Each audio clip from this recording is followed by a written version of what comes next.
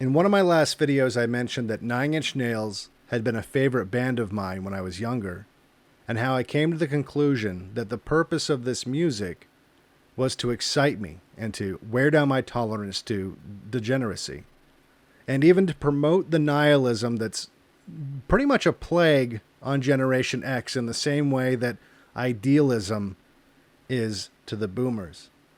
And that the purpose of this music was to eventually push me as far away from God as possible.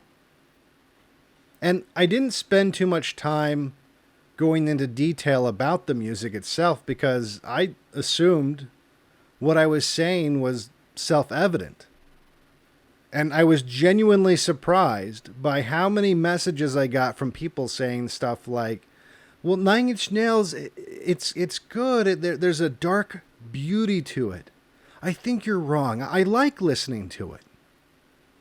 And it really illustrated to me that the hold that this kind of music has on people, people that like my content and can see the degeneracy in films and other media, at the same time, that they'll make excuses for music because they like it, because they want to listen to it.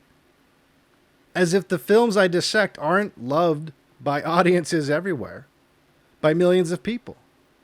And it's funny because it's almost as if they don't understand that liking it is part of the problem. If the music was terrible and nobody wanted to listen to it, it would be a non-issue. I mean, understand that you really don't sound much different than a heroin addict that when told to quit says, but I like it. I like the way it makes me feel. And you gotta understand, I like it too. I bought several Nine Inch Nails albums over the years, and even now, when I hear a song, it elicits a kind of forced nostalgia, but it's taken me time and reflection to understand that this nostalgia is pathetic. Years ago, I worked as a technical director for a morning news show, and during the broadcast, we had to wear headsets. So I could tell people when to roll different tapes or to turn microphones on and off or adjust cameras and what have you. When things were slow, we would chat on the headsets, and in a lot of ways, it was kind of like being stuck on an elevator talking to people that you wouldn't talk to otherwise. One of those people was the sound engineer. He was this self-proclaimed born-again Christian, a born-again Christian that I witnessed doing what many Christians do, and that was inadvertently recruiting for the other side by setting a bad example. I say this because of the way that he acted. It was very obnoxious how pious he was, and it was very off-putting. But the one thing that really stuck out, and I've seen this millions of times in people just like him, he couldn't stop talking about how bad he used to be. He did this weird kind of bragging where he would tell us how good he was now, but at the same time, still brag about how bad he used to be. For instance, if the crew started talking about how we were going to go get drinks after the show, he would inject himself into the conversation, even though there's no way he was going to be invited anyway. He would need to tell us that he couldn't come, and then talk about how, even though he doesn't drink now, oh boy, he used to drink. He used to drink so much. Wow, it was a miracle he didn't die. Man, if you could have seen him back then, you wouldn't believe how much he used to drink, but not anymore. No, he learned his lesson. Now he was a good Christian, and we were all sinners. And I couldn't help but get the sense that he was still stuck, thinking that being a party animal was cool. And he had to flex and tell everyone how much of a party animal he used to be, and he could be now if he wanted to try to establish some position in the social hierarchy or something. It bothered me because it seemed as though if he was really a born-again Christian, that these stories wouldn't be something that he would be proud of. There were stories he'd be ashamed of. He wouldn't be so braggadocious and talking about these tales of the glory days. And what made it worse was, I highly suspected he was exaggerating most of the stories. Now, as a side note, I just want to let some people out there that might not know this, it's Christians like this that really push people away from God. These people don't just look ridiculous, like hypocrites. The sin of pride painted all over their face so everyone can see it but them, because they avoid looking into mirrors like vampires.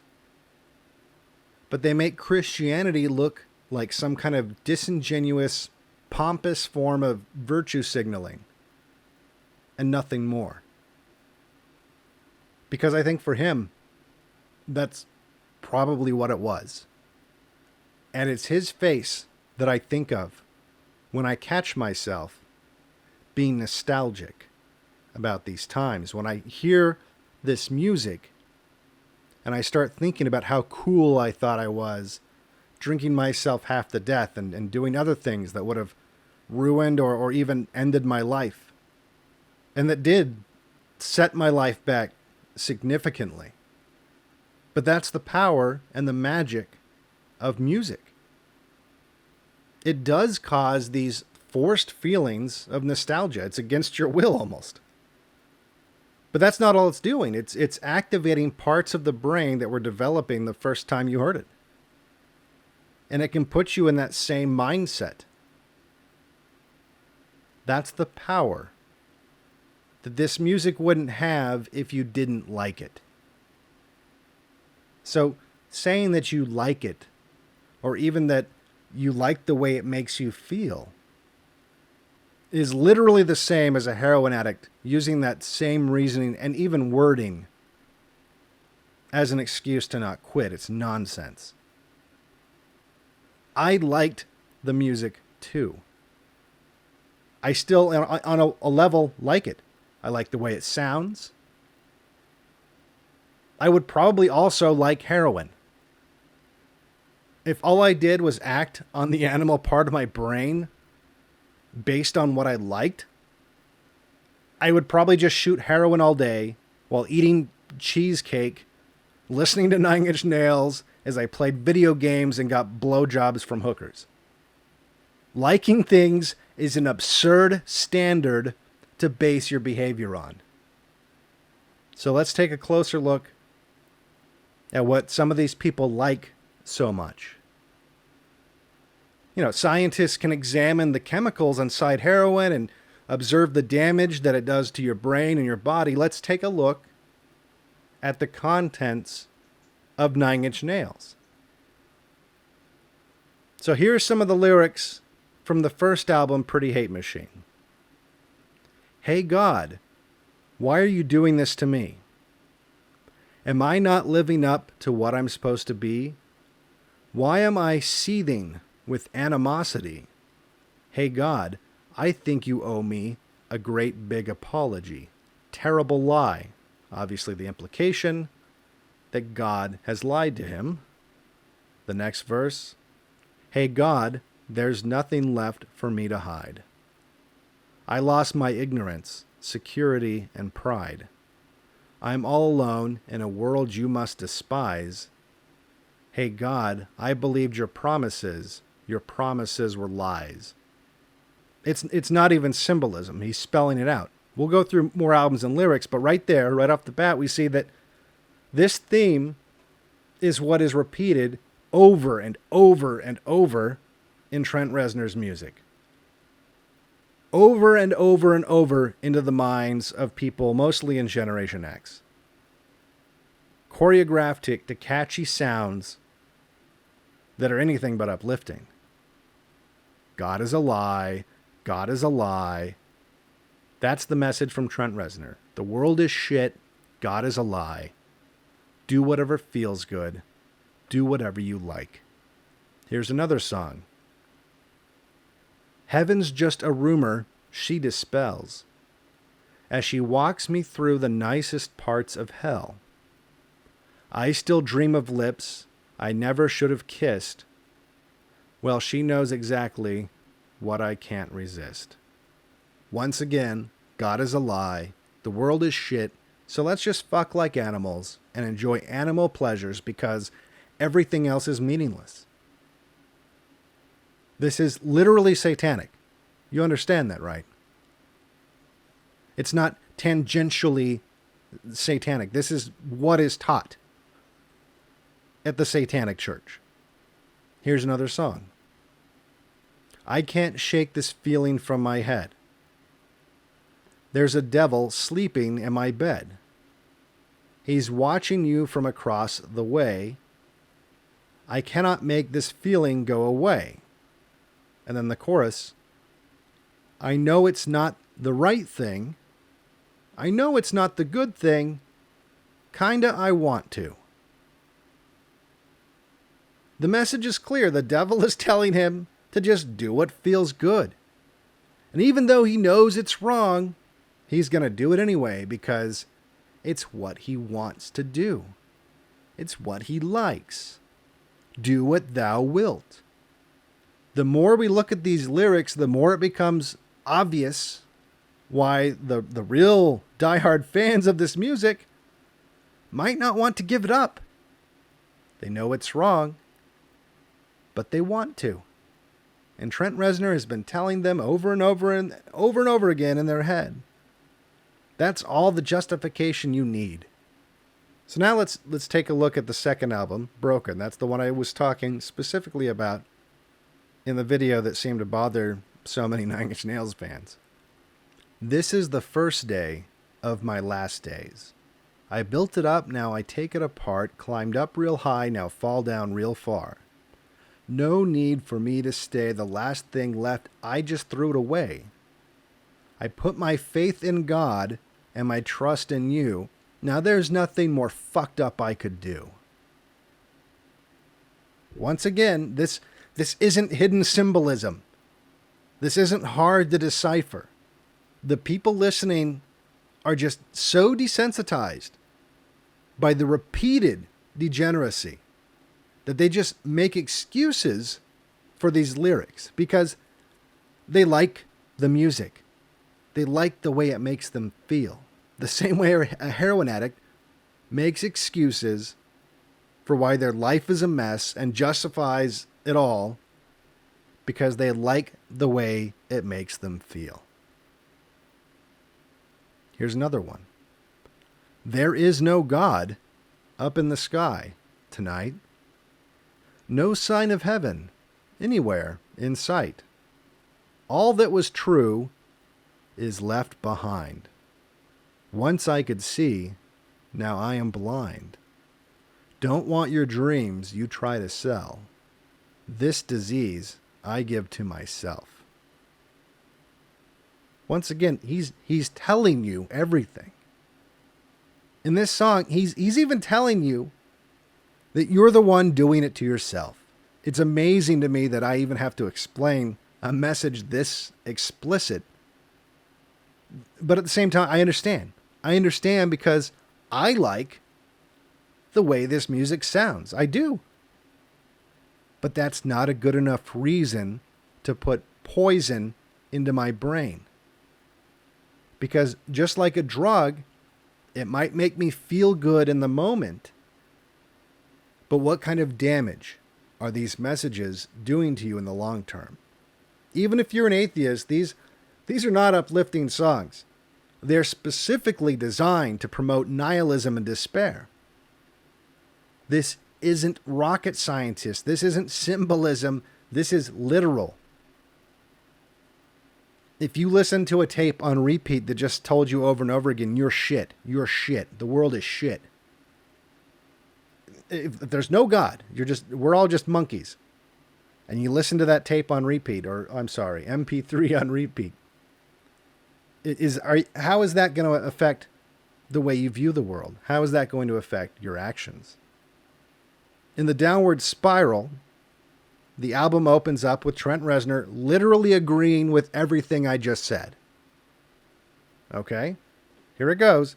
I am the voice inside your head, and I control you. I am the lover in your bed, and I control you. I am the sex that you provide, and I control you. I am the hate you try to hide, and I control you. I take you where you want to go. I give you all you need to know. I drag you down. I use you up. Mr. Self-Destruct. The next verse. I speak religion's message clear, and I control you. I am denial, guilt, and fear, and I control you. I am the prayers of the naive, and I control you. I am the lie that you believe, and I control you. Again, explicitly telling you that God is a lie, God is a lie. I'm bringing you down, and I'm controlling you. I mean, it's song after song of Trent Reznor spelling out exactly what he's doing. The next song on the album is literally called Heresy. He sewed his eyes shut because he is afraid to see. He tries to tell me what I put inside of me. He's got the answers to ease my curiosity. He dreamed a God up and called it Christianity. Followed by the chorus, God is dead and no one cares. If there is a hell, I'll see you there. Can you get any more explicit than that? If you want to know how we got to this place in our history and in our culture, it's because people, myself included, by the way, accepted this as part of the culture, as a norm, because we liked it. And as I said before, liking something is a terrible standard for determining what your behavior should be. If liking something is the standard that you're using to determine what's acceptable, then how are you going to explain to someone who likes trans kids, as an example, that it's wrong? They like it. It makes them feel good. They're being consistent with your standards. It makes them feel good. Life is shit. There is no God. Just do whatever feels good. Or to quote Nine Inch Nails, kinda I want to. Maybe just for tonight. We can pretend it's all right. What's the price I pay? I don't care what they say. I want to. For BlackPilled, I'm Devin Stack.